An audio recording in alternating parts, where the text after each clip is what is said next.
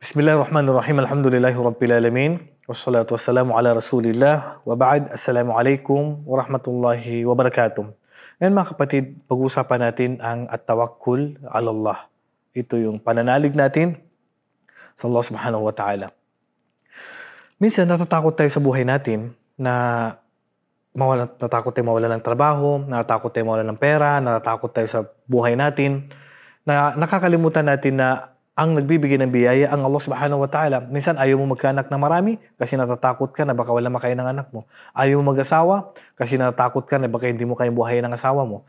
Natatakot kang magbigay ng sadaka, bigay ng tulong kasi natatakot ka na baka wala ka ng pambili. Subhanallah, tayo mga kapatid, tandaan natin na manalig tayo sa Allah subhanahu wa ta'ala. Wa may yatawakkal ala Allah fahuwa hasbuh. Ang Allah subhanahu wa ta'ala sabi na sino mang manalig sa Allah, sapat na sa kanyang Allah. Pag manalig ka sa Allah subhanahu wa ta'ala, hindi kanya pababayaan. Basta manalig ka lang sa kanya. Ipaubaya mo sa kanya lahat ng bagay.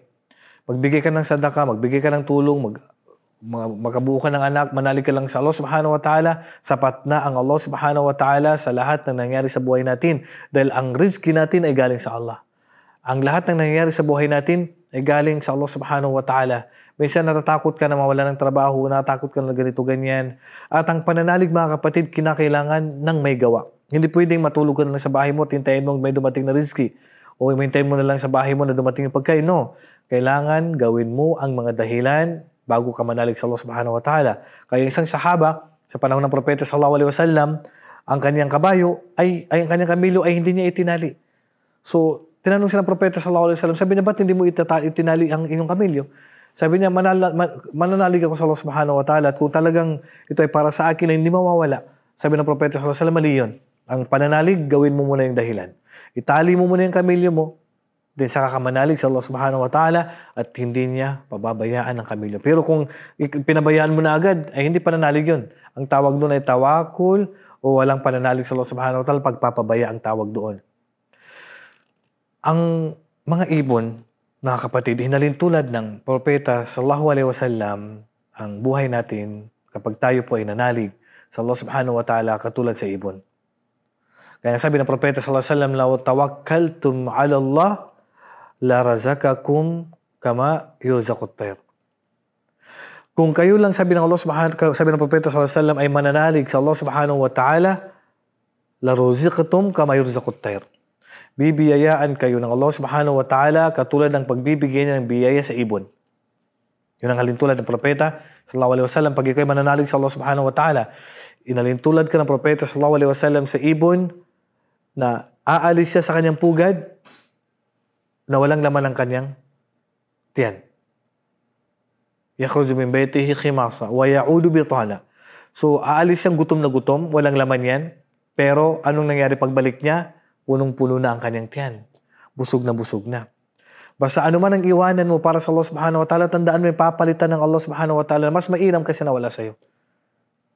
Huwag yung sabi mo na bakit ganoon, bakit ganito, hindi sana, hindi na ako na, basta manalig ka sa Allah subhanahu wa ta'ala, hindi ka na pababayaan.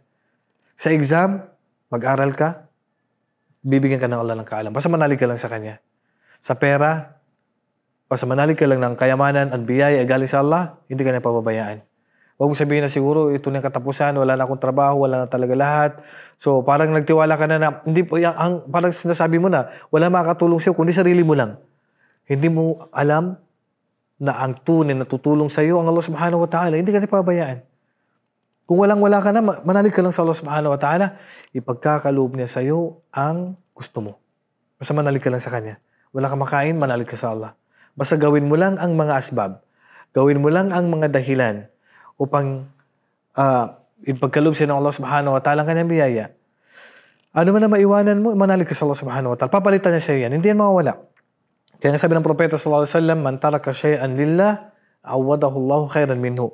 Ano man ang iwanan mo para sa Allah subhanahu wa ta'ala, basta manalig ka lang sa Allah subhanahu wa ta'ala at iniwan mo yan para sa Allah subhanahu wa ta'ala, ay papalitan niya sa iyo na mas mainam kaysa nawala sa iyo.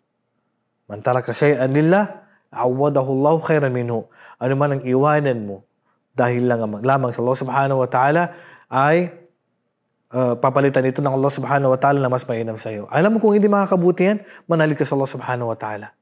So, pag tayo mga kapatid ay nanalig sa Allah subhanahu wa ta'ala, hindi ka mapapahamak, magkakaroon ka ng biyaya sa pamilya mo, sa asawa mo, at huwag kang matakot sa mundo, huwag kang matakot sa anumang meron, at paghihirap mo, basta manalig ka lang sa Allah subhanahu wa ta'ala, tandaan mo, sabi nga ng Allah, wa may yatawakkal ala Allah fa huwa hasbuh, manalig ka lang sa sinumang manalig sa Allah subhanahu wa ta'ala, sapat ng Allah para sa kanya. So, anumang problema, yan ay ipagkakalob siya ng Allah subhanahu wa ta'ala at bibigyan niya ng solusyon. Basta manalig ka lang sa kanya at hindi ka manalig sa iba. Wallahu a'lam wa sallallahu ala nabiyyina Muhammad wa ala alihi wa sahbihi ajma'in. Assalamualaikum warahmatullahi wabarakatuh.